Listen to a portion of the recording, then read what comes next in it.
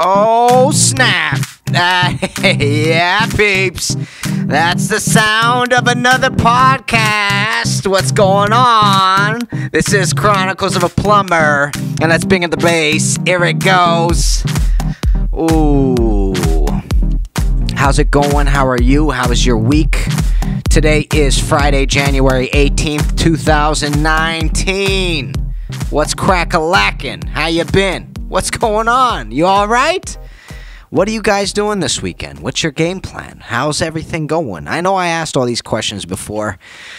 So you're going to get a little bit of a low-energy Kenny Molotov, and you're getting that because this is Friday. Like I just told you, it's around 8:30 in the evening. It's actually almost 8:40 in the evening, and I had a long day of school. I had my final test today on the second week, and I'm going to tell you all about that. But another thing I wanted to let you guys know is that I'm a little bit, just a touch, under the weather right now, and I'm afraid tomorrow I'm going to be worse, so that I won't even be able to have a conversation with you. So the game plan right now is to get through this thing, try to keep it as chill energy as possible, be as sustainable as possible, and try to get through this.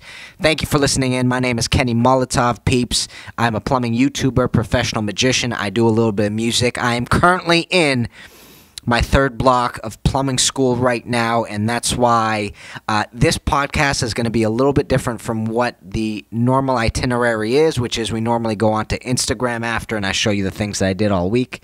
But basically what I did this week was school. So I'm going to talk to you guys a little bit about school. I'm going to tell you what's been going on, how I am currently holding up in this new environment, which I've been in many a times, but, you know, bouncing back into school, how it changes things and whatnot. So I'm going to keep you guys up to date. But first things first, let's get a little bit of housekeeping out of the way. My name's Kenny Molotov. Like I told you, this is my plumbing podcast where I talk about my life and times and, of course, all the plumbing that I'm doing currently. If you go on to anchor.fm/Kenny-Molotov, that is my Anchor.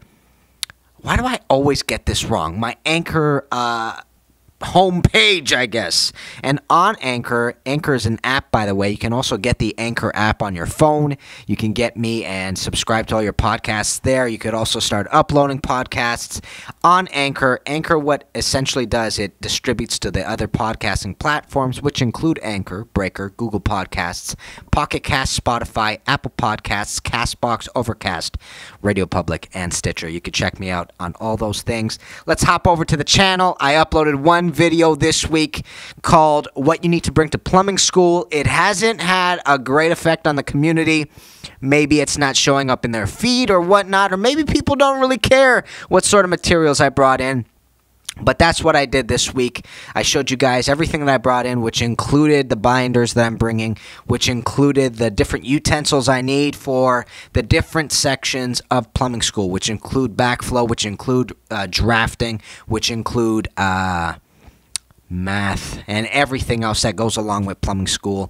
Oh, and I also have a list of what I had to bring in for basic and intermediate for shop class, because my advanced class doesn't have a shop class, which is something in itself. But we have 2,260 subscribers. Peeps, we're still going up. Welcome to the new members of the community. Oh, and by the way, on Chronicles of a Plumber, we got 23 subscribers. Welcome to the one new subscriber that came this week. I appreciate you guys being here. I appreciate you listening in. Now, I'm going to show you a little quick teaser, then I'm going to start talking to you guys about what happened this week. The teaser is of the video I was just telling you that I uploaded this week, which is what materials you need to bring to plumbing school. Let's do this real quick. Peeps, Kenny Molotov here at home, and I just wanted to talk to you guys briefly about the things that I'm bringing into plumbing school. Now, I know a lot of you are just starting your apprenticeship, or you're trying to get into your apprenticeship, and you know that you're going to have to eventually go into school once you finally get registered. So I wanted to go through the materials that I'm bringing that are going to make my life easier and the reasons why I bring them. Pretty simple, pretty straightforward. Let's talk about my week. So, first things first, my week started off a little bit weird. And the reason why that is because last week I was telling you guys in the previous podcast that last week throughout the week what ended up happening is I realized how behind I was for the first week worth of class. And the reason why I was behind was because I didn't spend Monday and Tuesday studying. I spent it coming home, doing a bit of a workout, starting my evening off with a little bit of video editing and whatnot. And this week was intended to be basically a review week. So you're sitting back sort of going, okay, yeah, I know it's review, which is not something to bat your eyes at, not something to ignore, but, it's something I've learned in the past, and I'll refresh myself. Now, come Wednesday, I freaked out because the teacher basically looked at the class in general and said, guys, you got to step up your game because this test this week is not going to be forgiving. And he was not lying, let me tell you. So as of Wednesday, I realized how behind I was. And I spent a really late evening on Wednesday studying at the school, and an even later evening the following day on Thursday studying at school. And then comes Friday, which is the day of the test. Every Friday we have a test. And I write the test, and I walked out of that test feeling okay, but knowing that it wasn't going to be one of the top marks that I got. And because of all that crunch work that I ended up doing on Wednesday and Thursday, Friday I was exhausted. We got home, I think we took a nap, and then Saturday I slept in till like something crazy. Something like I slept until 7 first of all, and then I ended up falling asleep again and going till like noon, which is something I don't commonly do. I'm an early riser. That's how I prefer to start off my days. But Saturday was one of those days. Just because, man, studying is not easy, and you sort of forget how hard it is when you are out of school and not doing it anymore. You just forget how much effort it takes to study.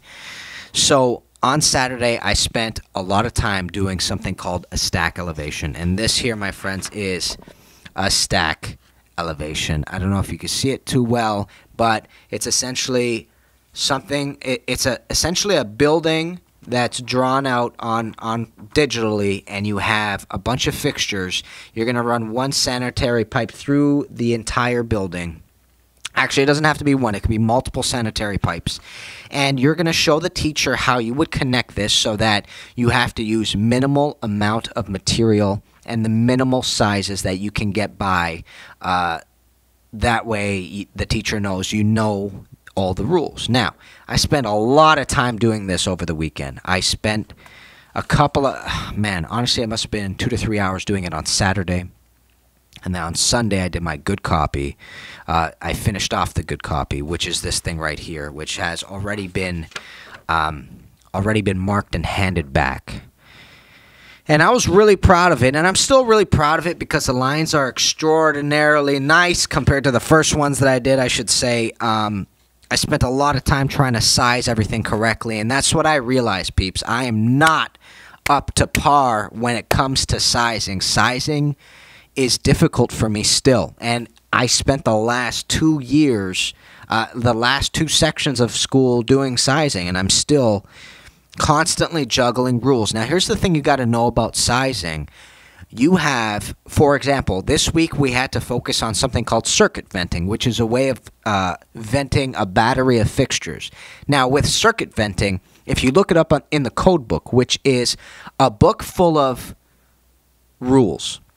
Now, here's one thing you got to understand about the code book. The code book is intended to, A, give you the rules you're supposed to abide by when you're creating a plumbing system, which means that an inspector can approach you and make you change things. If it's a building permit, if there's a permit involved, they can make you change things according to that code, which also means that you can turn around to the inspector and try to justify the reason why you put in the piping, and if the code book supports what you're thinking, then you can actually overrule them if other inspectors agree with your position.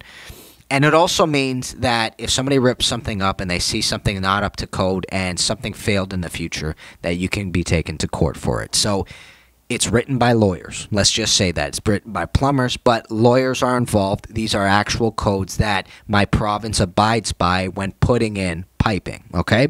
So that's something to keep in mind.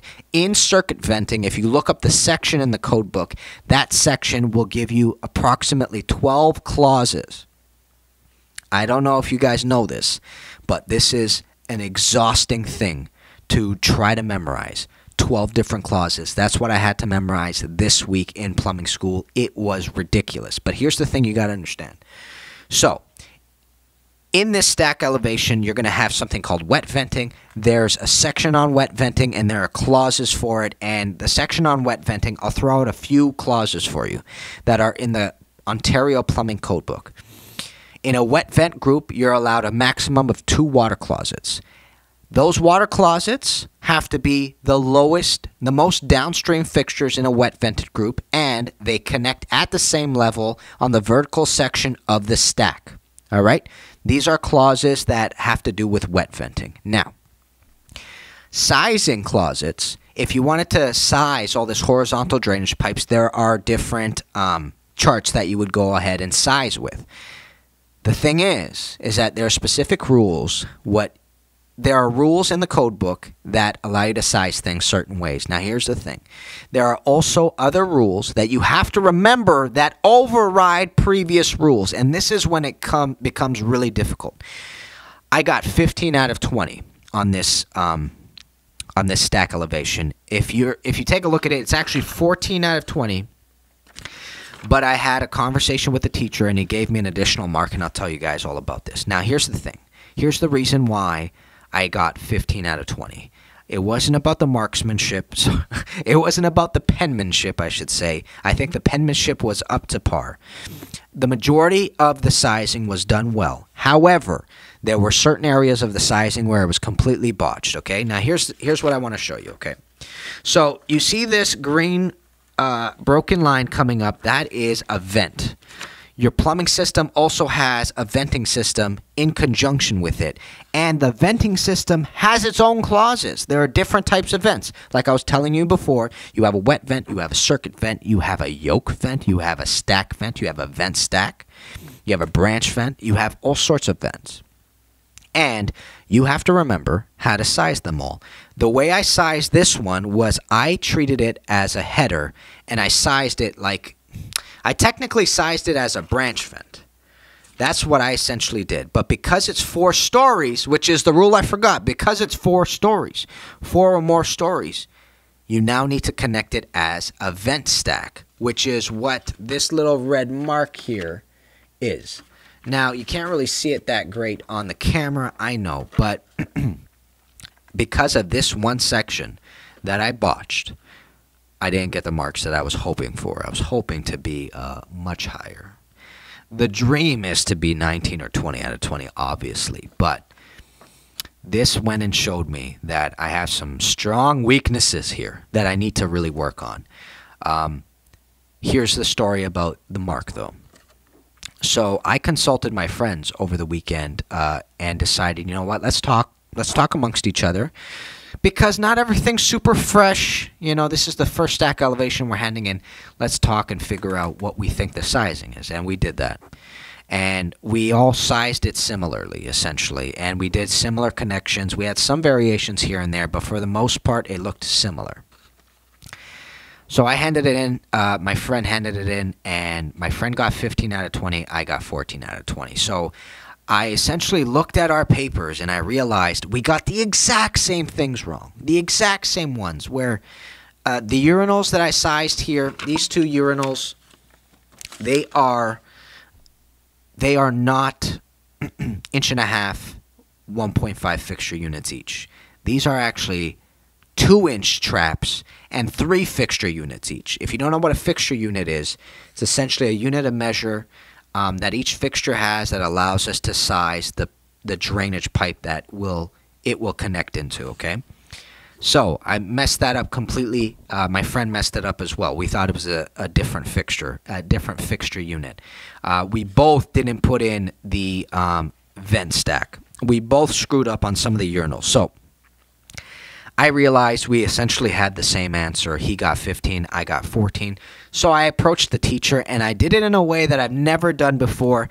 Normally, when I get stuff like that and I see stuff like that, I have a tendency, and I know it's really toxic to think this way, but I have a tendency to immediately think to myself, man, I think the teacher's gunning for me. Why would he give me a different mark than my friend when we have the exact same thing? I didn't approach it this way because I don't think I initially interpreted it this way. Initially, I interpreted it as, oh, I guess he was, I guess he was in a space of mind where he saw more red marks put down on my paper, which is absolutely true, because there were certain things I sized that my friend didn't size. But there are more marks because of that. And he thought to himself, okay, it's probably 14 out of 20. So anyways, what I ended up doing is approaching my teacher and saying, sir, I just want to let you know, me and my colleague, we ended up sizing everything together and doing this together. And there's a discrepancy between the marks. And the teacher started laughing, and he goes, okay, so why did I give him 15 and not you 14? Which is how I would have approached a teacher before. But it's very accusatory coming up to somebody and saying that, right? It's kind of like going, what the hell's the deal, bro? And as soon as he said that, I tried to switch it to the way I was interpreting, which is, look, I noticed that there's a discrepancy between the marks, and I also noticed that our papers are relatively similar. So if you don't see a major difference between the two marks, do you mind bumping my mark up to the same thing he has? That's how I said it. And I was really proud about saying it like that, because normally, like I told you, I interpret it like, bro, what the hell? But I think it was a way better way of doing it, because I don't think people are gunning from you from day one. Do you know what I'm saying? I think you need to screw up significantly to do that. Not to say that there aren't people like that, but I think for the most part, I didn't take it as he was coming for me. And as soon as I said that, he looked at the two paper, and he goes, yeah, sure. Yeah, there's like super close. Yeah, no problem. And it was the perfect. So I was like, awesome. You know, that sort of went over really well.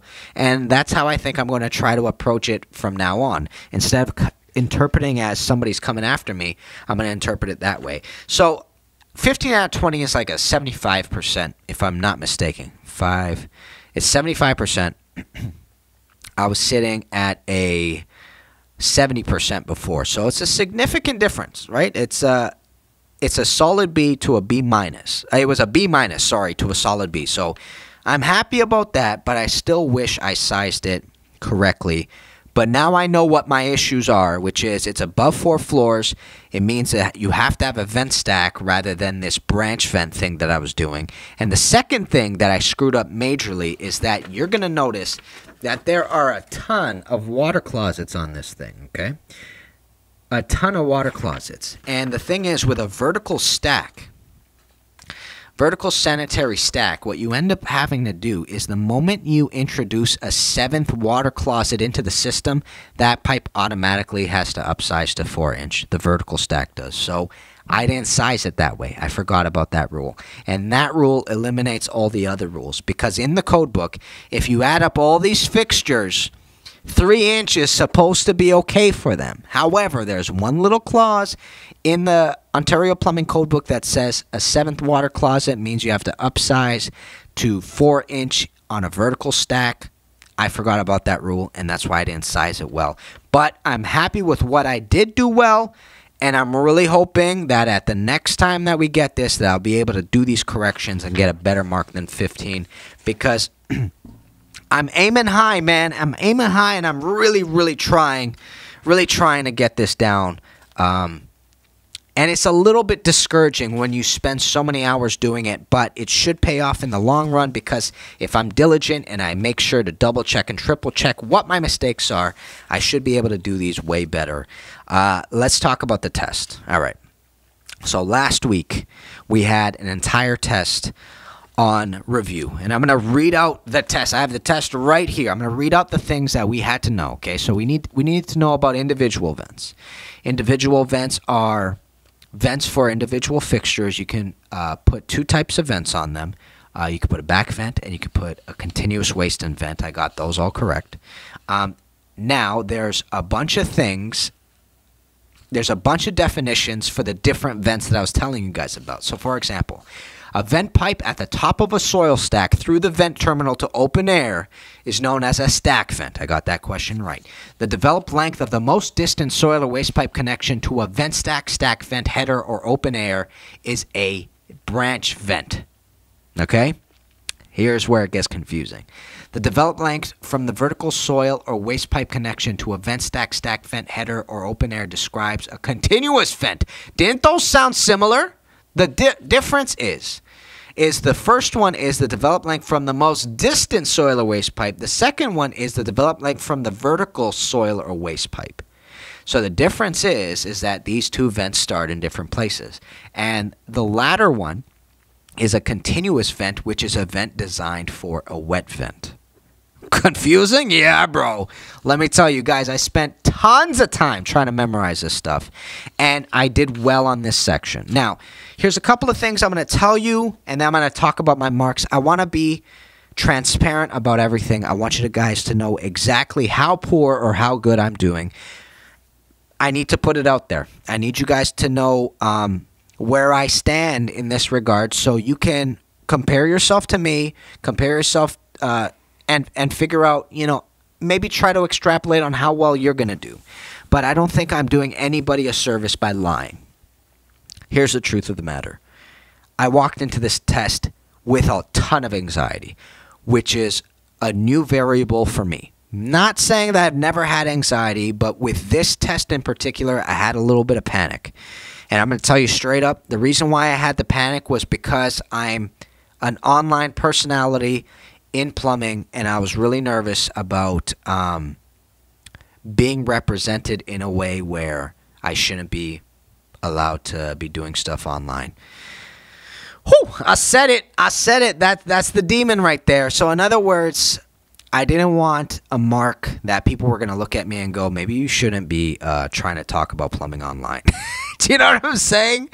I know it's an insecurity, but look, you're obviously here because you're part of the community and you're interested in stuff. I assume you'd be interested in knowing why the panic was there. It's because of that. So that panic led to some really terrible things. The first terrible thing is that there were mistakes on this that shouldn't have been done, wouldn't have been done, I believe, if the panic wasn't there. I was rushing through the test out of anxiety. So there were some things here that I knew the answers to, peeps. I knew them, and I just blanked, and I wrote them in incorrectly. So that was due to the variable of the panic. So here's what I have to say about it all right now. As of right now, I got the test back on Tuesday, and the mark I initially had, I also got a correction on this test, but a bunch of people did. The initial mark I had was 83 out of 105. I got a 2-mark bump, and a bunch of people did because the teacher marked something incorrectly. I'm sitting at 85 out of 105, which is approximately an 80%. Am I happy with that mark?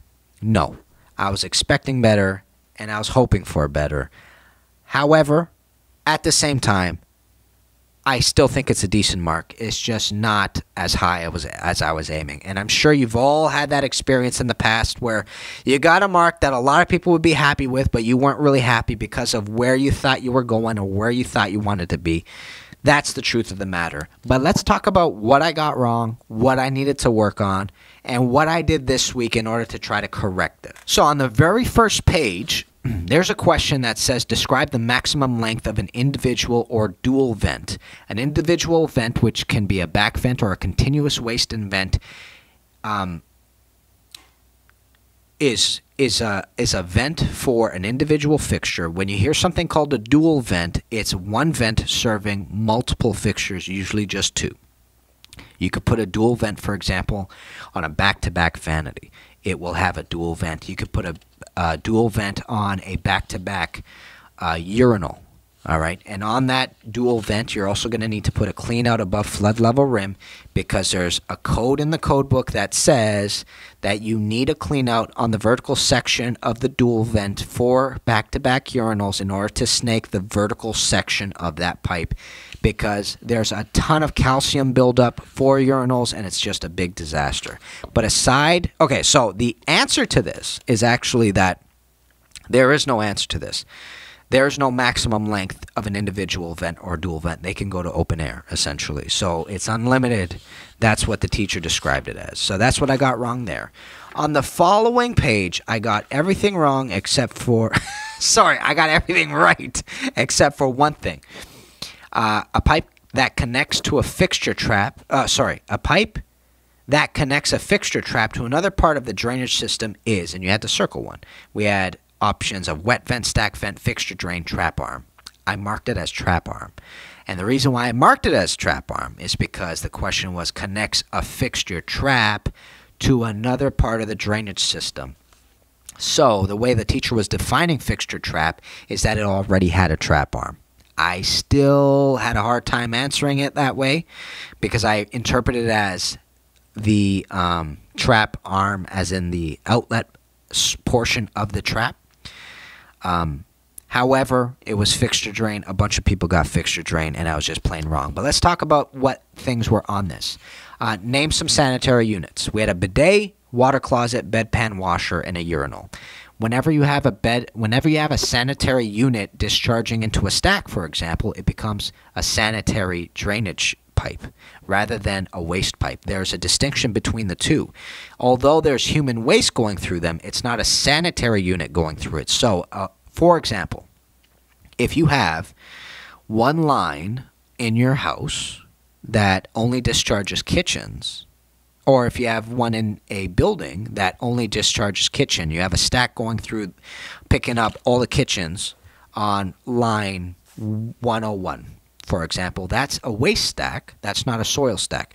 The moment you connect one of these fixtures into it, a bidet, water closet, bedpan washer, or urinal, it becomes a sanitary drainage pipe rather than a waste pipe. Okay?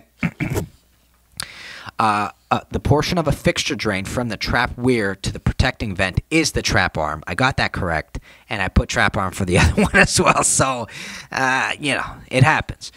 5 requirements between an 1.5 P trap and its protecting individual vent. There are requirements between fixtures and their vents, and it comes down to size of the pipes that are being used. Okay, so the maximum distance for an 1.5 P trap between it and its protecting vent is 1.8 meters, and there's a chart in our code book, in the Ontario Plumbing Code Book, which is 7410. 7563.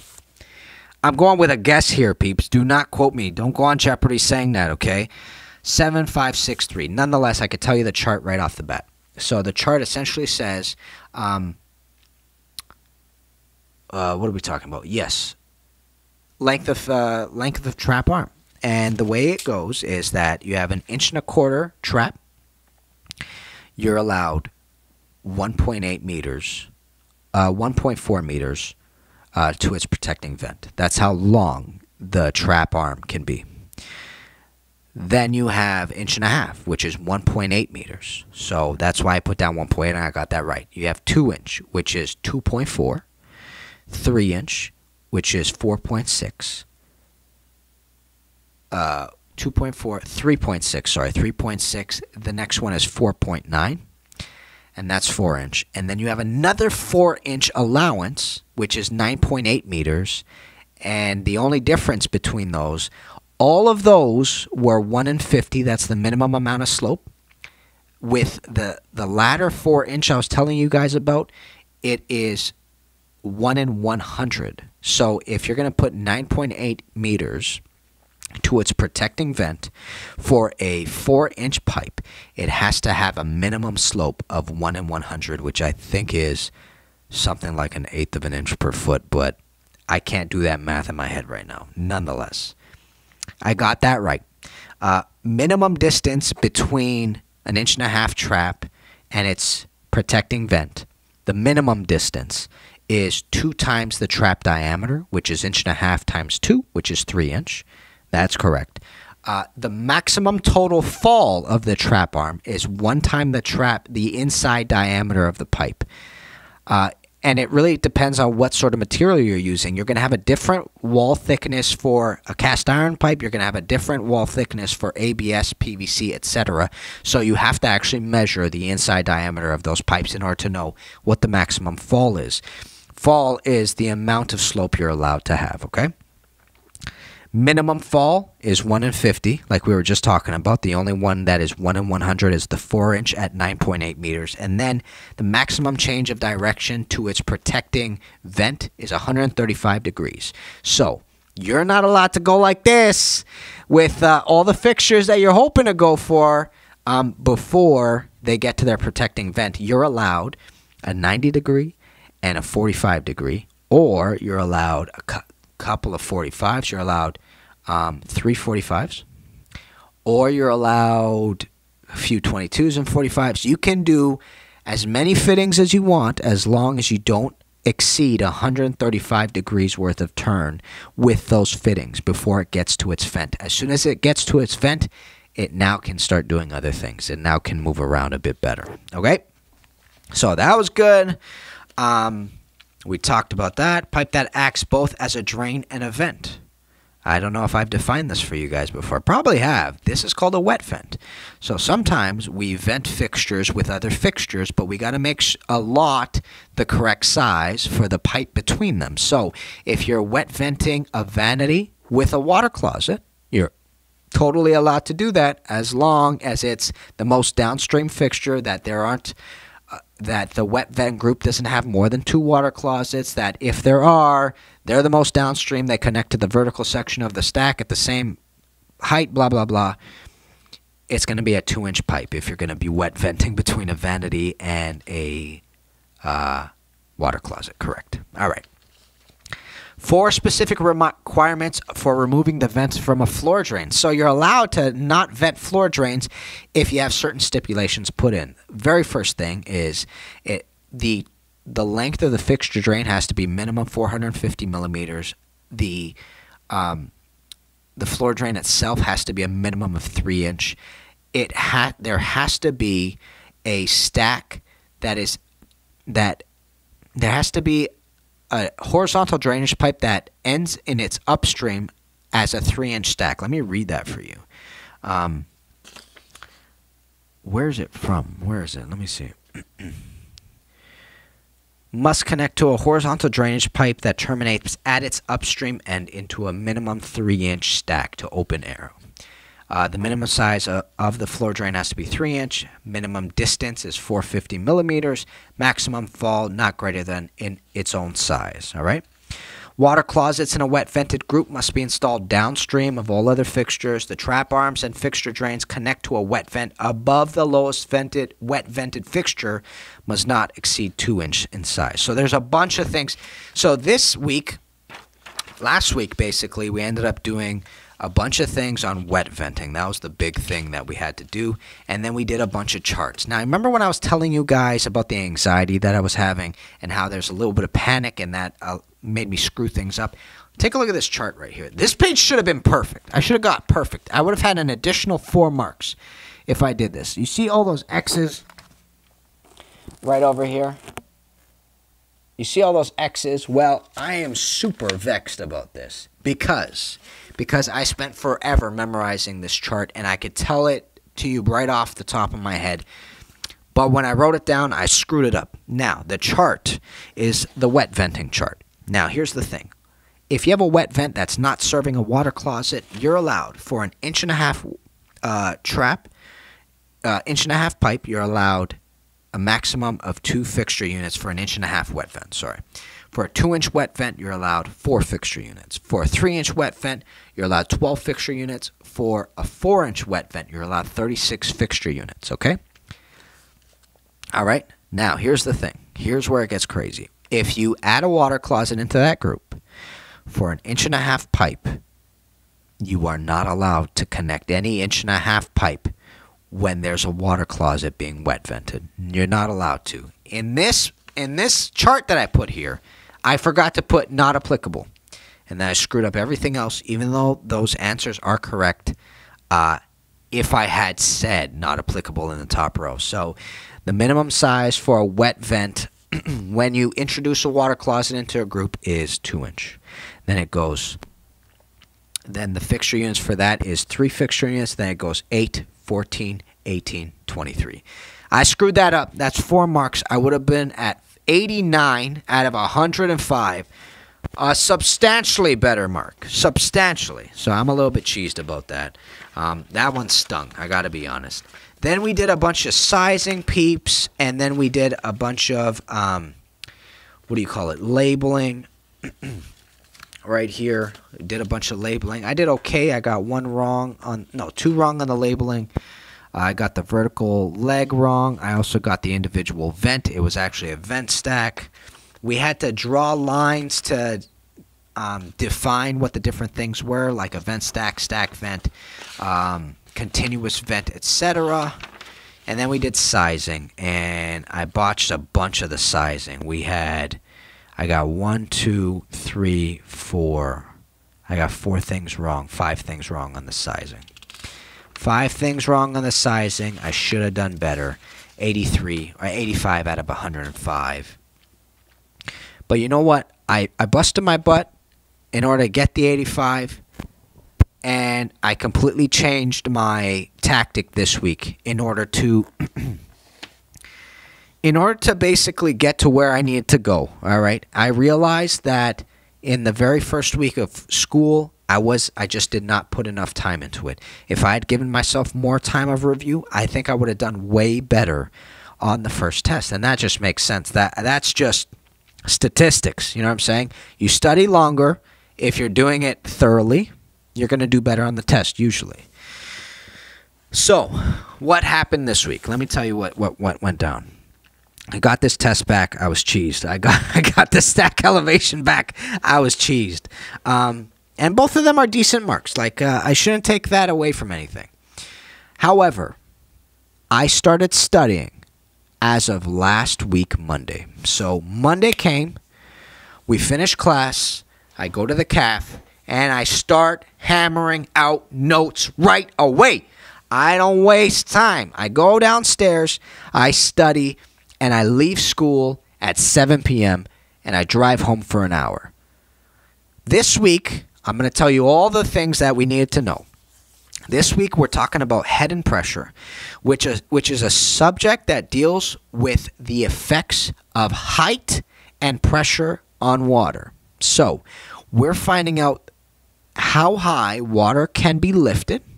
We're finding out how to figure out how much pressure per square inch there is in a pipe.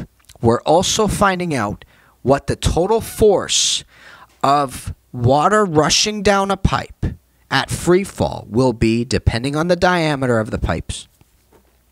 Total force, unit pressure, and height. Those were the 3 formulas. We had a lot of math on this test. A lot. And I'm going to get to that in a second. So that was the first thing. The next thing we had to do was talk about suppliers of water. So we needed to talk about lakes, rivers, streams. We also needed to talk about cisterns, reservoirs, wells, and sand points. We needed to then do an entire section on wells.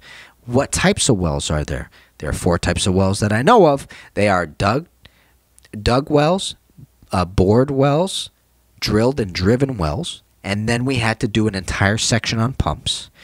And that was approximately where we stopped with that.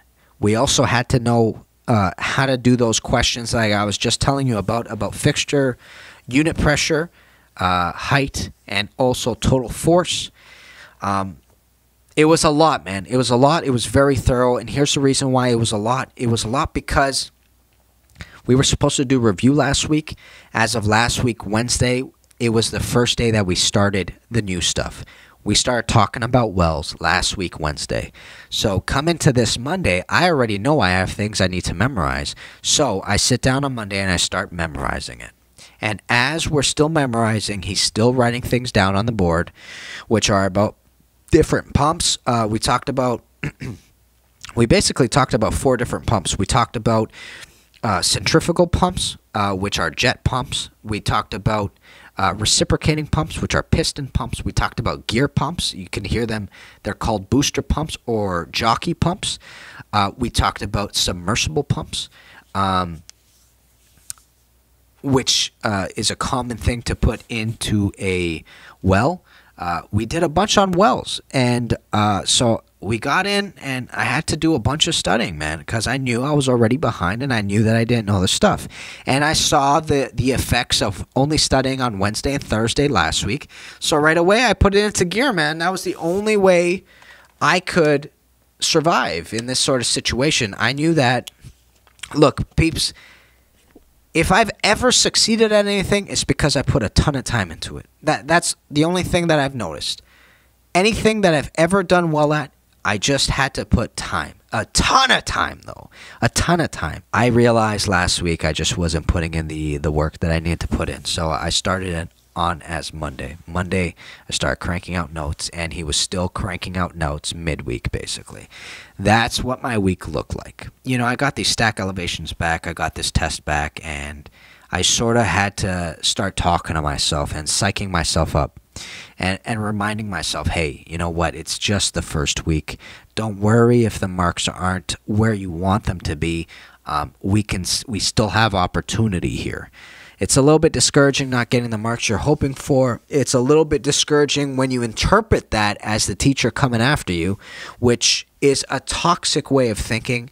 You got to realize, or this is a conversation I'm having with myself essentially. Kenny, you have to realize nobody gives a shit about you for the most part. You're on your own. Get your stuff done. I'm sure you're going to run into people that are gunning for you, but it's not everybody. Not every bad mark is the teacher coming after you. So that's a conversation I had to have with myself, because if you believe that the teacher is coming after you, it really puts a strain on the amount of effort you're going to put into, because you're thinking to yourself, dude, I'm going to get a bad mark no matter what. When in reality, dude, there are mistakes on this.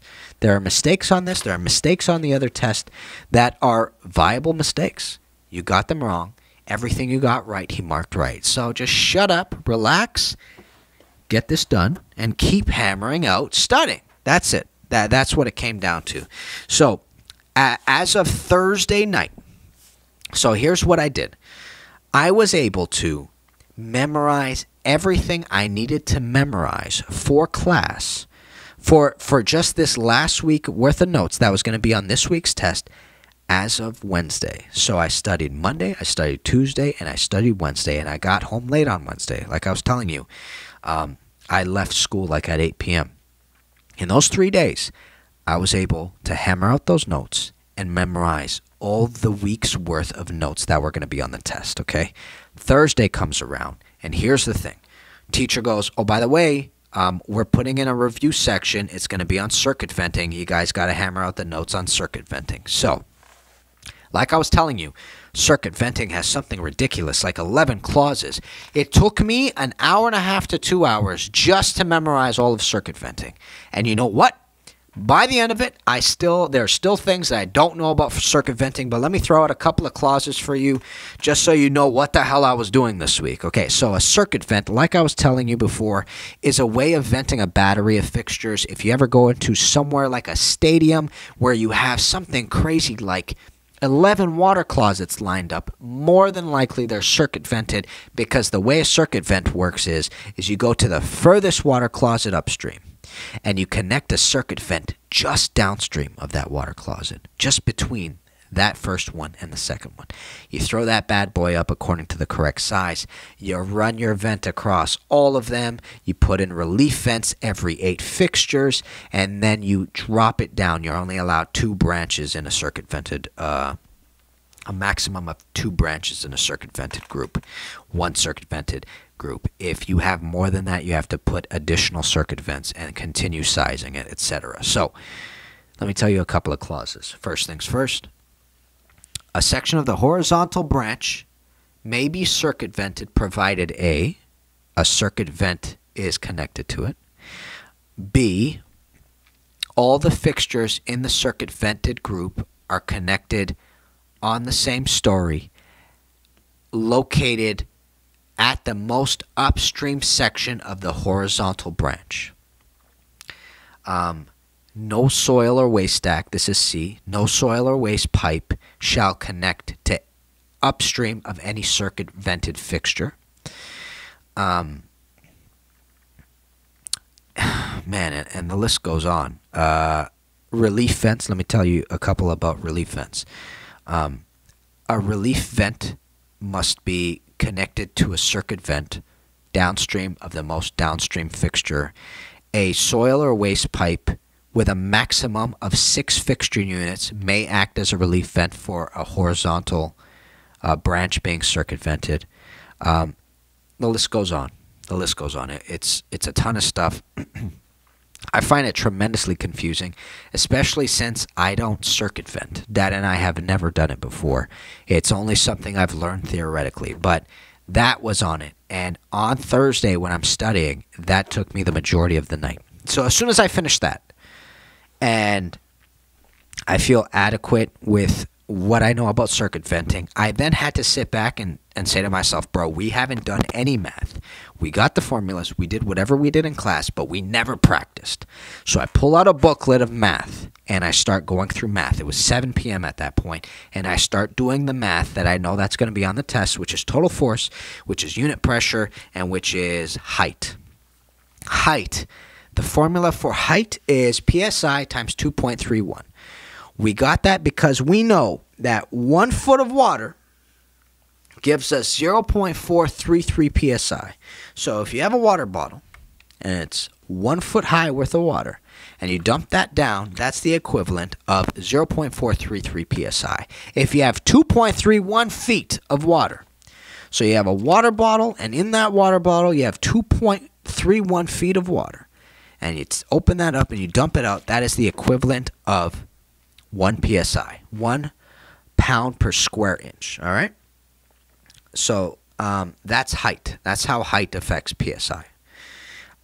If you wanted to find pressure, which is unit pressure, you would now have to take height and you'd have to multiply it by 0.433, and then we talk about total force. Because a second ago when I was talking about if you dump that water down, you're probably thinking to yourself what that force is coming down on you. Like, it would be significantly different if I got a bucket that was 2.31 feet high and I raised that all with water and I dumped it, right? But that would still be the equivalent of 1 psi. However, the diameter changed and the total force coming down on your head would be completely different. So you're right there. So these 3 formulas tell us 3 different things. We're able to find out how high water, how the height of water will affect the pressure in the system. We're able to find out how much pressure is in the system according to the height.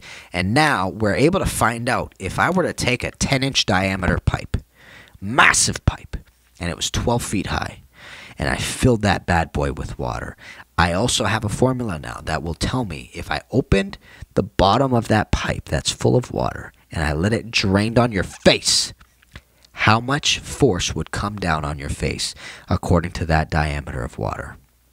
Total force is unit pressure times area. Area, of course, of a cylinder is pi r squared. No, that's area of the circle is pi r squared, and that's how you find out how many pounds are coming down on your head. Now, here's the thing that you gotta visualize. Okay, you remember the ice bucket challenge? Do you remember that? It was this thing where people would basically turn to one another. They would throw water on themselves. That was ice water. And it was for some sort of good cause. And what they would eventually do at the end of this video is they'd call out a few people. They'd be like, oh, Kenny Molotov, I challenge Kenny Molotov. And they have to do that within 24 hours of seeing it and whatnot. So it just kept getting paid forward in a sense. So that's the ice bucket challenge. But every once in a while, you'll see an ice bucket challenge where they take a stupid size thing and they throw it down on people. Like, they would take big garbage bins of water and they'd be like on the 2nd floor and they'd dump that water on the individual, and that person would come down falling hard, right? Because there's so much weight behind water, we don't even recognize it. So if you took a big bucket full of water and the bucket's diameter was 36 inches, and you filled that bad boy up, that's gonna have way more pounds in it than a pipe that is 1.5 inches wide. You know what I'm saying? So that's the interesting part about those formulas. So I spent the rest of the night doing that, and I have to say thank you to one of my plumbing buddies that I met this year. Helped me out a ton. Kept calling him up, going, bro, how do you do this? How do you do that? And he was breaking it down for me, and he helped me out so much. So shout out to him. I don't know if he wants his, well, I guess I don't even know his last name. So Nathan, I appreciate your love, bro. Appreciate that. That was good times. That was good times. He was very helpful with that. And I spent the rest of the night doing that. I left school at like 10 p.m. I get home. I get to bed at 11:45, and then I'm up for 5 again. And instead of doing cardio, which I normally do in the morning, I'm out the door. I got home at 6:15 to be greeted. I got to school at 6:15 just to be greeted by a couple of friends that were also had the same idea as me, which was, let's get to school, let's do some extra studying, and then let's come in ready. You know what I'm saying? Put the gloves on and get into the fight. Got to school, saw a buddy of mine. We walk in. We occupy different tables, and we just start studying. And what I decided to do this day, this morning, was I got into school. I did a little bit more of circuit venting because I was really nervous about it. And I also did sizes. Remember how I was telling you about fixture units, which is hydraulic load? Well, every fixture has its own hydraulic load.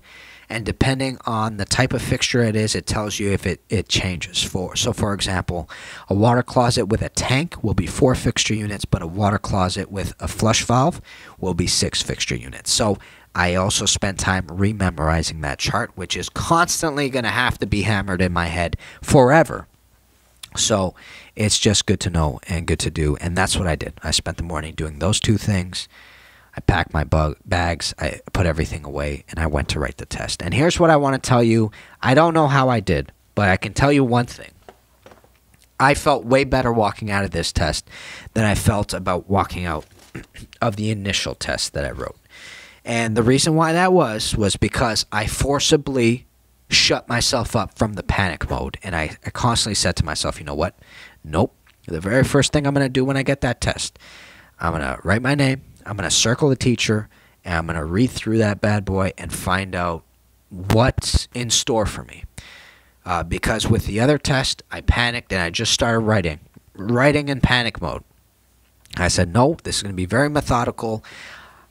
I'm going to do this at my own pace, very slowly, obviously within the allotted couple of hours that we have to write it, and that was it. And that's how I did it. I took my time. I figured out the answers. I went nice and slow. Then I did the math. The math came out nice and slow as well. I double-checked my work. That's one thing I got to suggest. Always work backwards with math to verify that you get the answers before, and then work back way down, and keep doing that. The wonderful thing about math, the excellent thing that is about math, is that there's only one answer, and you can verify that answer according to going up the steps of your formulas going down. So in other words, if you get 4 plus 5 equals 9, you can work backwards now. You could go 9 minus 4. What's that answer? It shows you 5, and you're like, okay. So at least this formulaic pattern is accurate.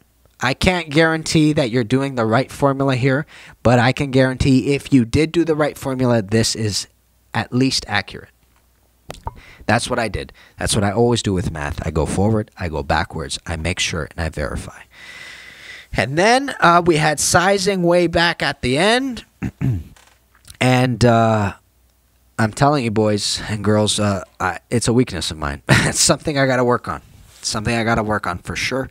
But we did a lot on pumps, like I was telling you before about centrifugal pumps. There was a bunch of questions about that.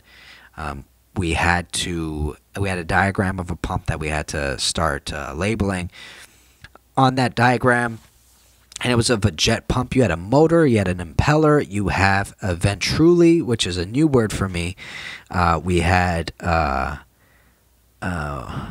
suction line, we had an outlet, we had a flow control valve, we had a bunch of things, an ejector. I don't know if I said that. So it was a bunch of things, and it was very thorough, and it was it felt good though. I walked out of that feeling much better than I did before. We also had a question which was, what's a pro of having a submersible pump and what's a con of having a submersible pump. The pro that I put for it is that a submersible pump does not need to be primed. So a lot of pumps need to be primed, which means you need to remove all air between the piping from the foot valve and the pump itself. A foot valve is a special valve that goes on the bottom of the suction line, and it's essentially a check valve and a strainer at the same time. So it'll open as water's coming in, but it'll close as soon as there's no suction, and then you have a strainer to make sure that there are no rocks coming into the water with you. So that's one thing as well. You don't have to prime a submersible pump. They go straight in the water down below. And a con I said for that is that they're not easily accessible and they're not easily serviceable because they're at the bottom of the well. I hope those were right. It sounds good to me, but that was the week of plumbing, peeps. I know I didn't have a lot of pictures for you. I will be uploading some to Instagram, probably of this stack elevation right here. So if you want to take a look at it, go to Molotov_plumbing. I appreciate you guys checking in. I appreciate you guys listening. I know this is a little bit of a change because I'm not actually doing work, but we are talking extensively about plumbing, so I hope it's something that's still interesting you. I hope it's something that's still making you come back and listening to more. So, peeps, I love you guys. I appreciate you coming in. I'm Kenny Molotov, plumbing YouTuber, professional magician, musician, everything down in the description below. Find me on anchor.fm/Kenny-Molotov, and I'll see you guys very soon. Kenny Molotov, guys. Peace, baby.